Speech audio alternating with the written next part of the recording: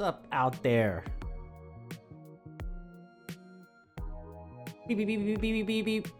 Nah, man, I just felt like staring at you. Like, what you gonna do about it? Get stared at, that's what you gonna do. Din versus Jordox. Twisted Fate. I don't know. Let's go. Yeah, I got thoughts, but they're not important. Yo, guess who I'm battling next? Who? Jordox. Who's that?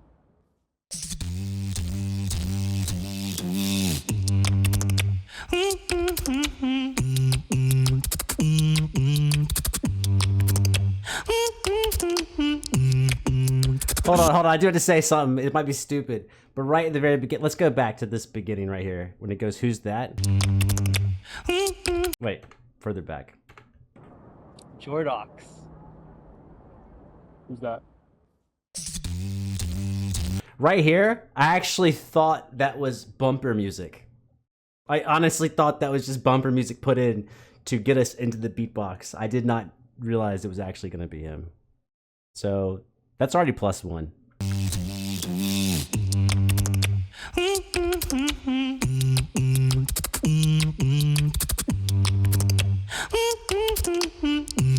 These descending lines, I will say, there are certain things that is known in the music community if you go to school because they teach you it. Starting with a vocal line and descending is always easier to keep in pitch than ascending a vocal line. So if you're looking how to compose there's a bunch of, if you want to learn that trick of voice leading for singers will tell you the easiest way to structure melodies. So descending is way easier to keep in tune than ascending. Why did you want me? Lie like it's nothing. Another one is if you start and you leap and then come down and keep moving, which is also what he's doing in the bass line. Boom, boom, do, do. Love is bringing me down. This love is killing me now. You fade up.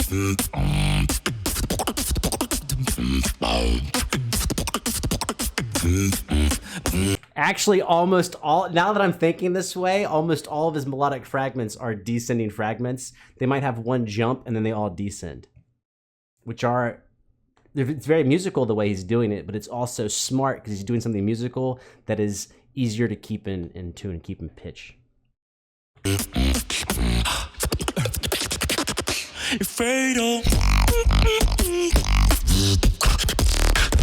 Now you can't unhear it, even the whistle. Or not a whistle, but a boop, boop, boop.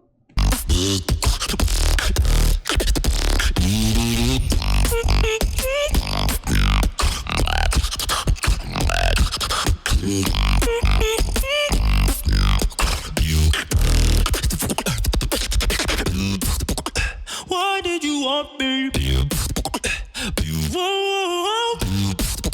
To lie like it's nothing. Okay, man, now, sorry, but now that I'm fixated on it, there's almost no melodic fragment that just goes up, up, up, up. There's a bunch that go up, down, down, down, or up, down, up, or up, down, down, down, down, down, down. There's like maybe 2 notes that went up, up, but almost nothing that goes up, up, up, up, up. You know, I stayed whenever you were breaking down. You know, these days I cry and you're not around.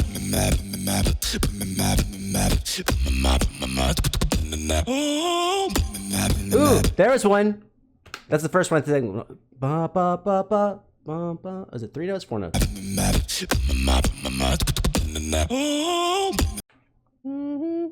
3 notes going straight up.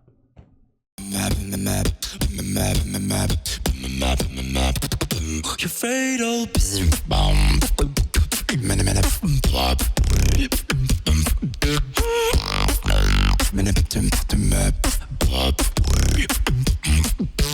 Now that bass line is 3 notes going up, but that's easier because he's got space between them. He gets to like, I don't know the fancy word for it, but he gets like a chance to like recalibrate his throat box, larynx. I don't know, man. So it's a little easier, boom, boom, boom, than it is to sing at a higher part of the range and then go up.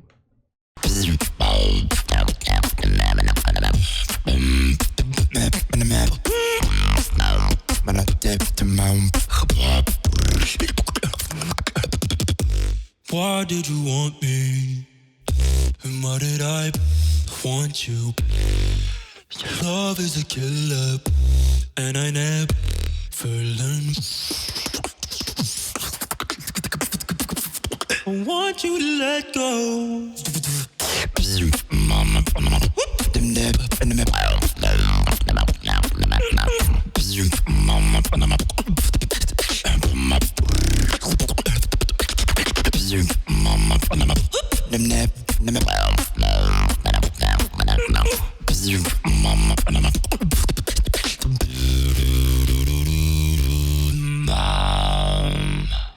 Yeah. Even if it seems, oh, there's more. Is there more? 30 seconds. Come on, man. Jordy. I have no idea who Jordy is. Jordox. Jesse. Jesse from GBB? From Vancouver? Dude, Blue Mountain. They have a tag team together. He's a tag team partner? Yes, we met him at GBB. Yes, I know. We met Jesse at GBB. No, come on, man. He looks like Twisted Fate. No idea.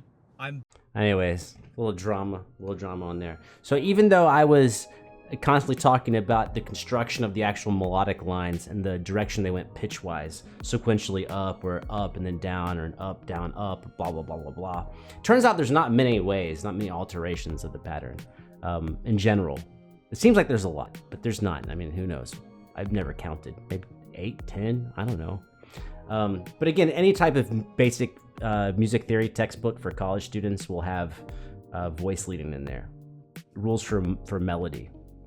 They might not specifically say that it's for singers, but it's for singers. Because all of our original construction of complex melodies, all of it goes back to singing. It all starts with singing, and then it turns to instruments. And it's kind of one of the things vocalists talk shit about. Vocalists are like, all you instrumentalists, y'all just copycats. This is obviously things people say in music school. They're like, you guys are all copycats because voice is the original instrument, which is true. That's true. And so a lot of these rules for writing melodies are not based on a pianist playing them, but a singer singing them. But anyways, even though that's what I was thinking about, I was still listening to the music, and I thought it was an awesome piece. It's a little more drum heavy than what I'm into, but he did a really good job with the bass line and the melodies, and then filling it up with a bunch of drum stuff. Now, if you made it this far, why would you even care about the shit I said in the middle about the construction of melodies? Because if you're not a fantastic singer, you want to know ways to write cool melodies where you can actually have a good chance of staying in tune. Just because you're following rules of construction doesn't mean you can't come up with something badass. You can come up with something awesome. A lot of this was awesome and is following those rules even if you didn't know he's following those rules. Also, if you know the rules or if you understand your own patterns in composition, then you can just go, I don't do this type of pattern. I never go up, up, down, down, up, up. And then just challenge yourself to write a melody or a fill that goes up, up, down, down, up, up. And now let's waste some time and see if I can just come up with something on the fly. Like, why not? So let's take a minor thing and I'll jump up and come down. Now I'll come down and go back up a little bit.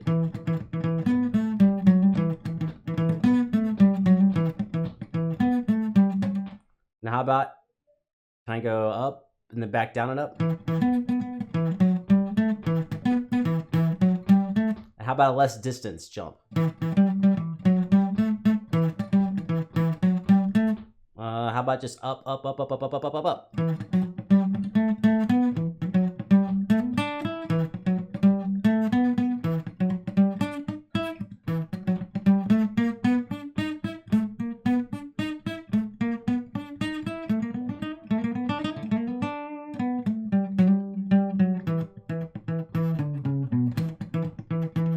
Now we're starting with the same note, but just going down.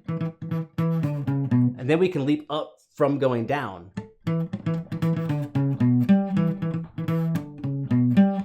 And do we have enough space to go down and then up and down?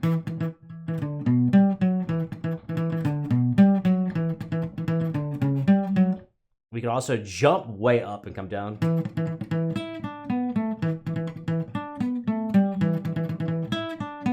And then do chromatic on the way down. Right, just different ways, just kind of, it's kind of a weird way to think if you haven't done it, but actually thinking about how far the notes are, how far you're going up and going down, and if we, instead of thinking about the actual pitches, like, oh, I'm gonna play a third and a second and a fourth and a fifth, going, which direction am I moving? And am I moving a small distance or a large distance? Right? Am I going, if I'm going up, am I going from 1 to 3 or 1 to 4 or 1 to 5 or 1 to 7? Bigger distances. When I'm coming down, am I coming down in small increments like through a scale? Am I going like 7, 6, 5, 4? Or am I coming down in gaps? 7, 5, 3, 1? Am I using approach tones on the way down? 7, 5, 3, 2, 1. Or approach tone underneath the 1 on the way when I come down. 7, 5, 3, 7. The 7 an octave lower, and then up to 1. It's just ways to try to use theory a little bit to actually be more creative. Instead of going like, oh, theory is a rule book. It's like, no, just take some theory shit and then look at what you got and then go, what's something the theory says I could do that I'm not doing? Let me test it out and see if it sounds cool. And if it does, fucking kick ass. And if it sounds like shit, don't use it.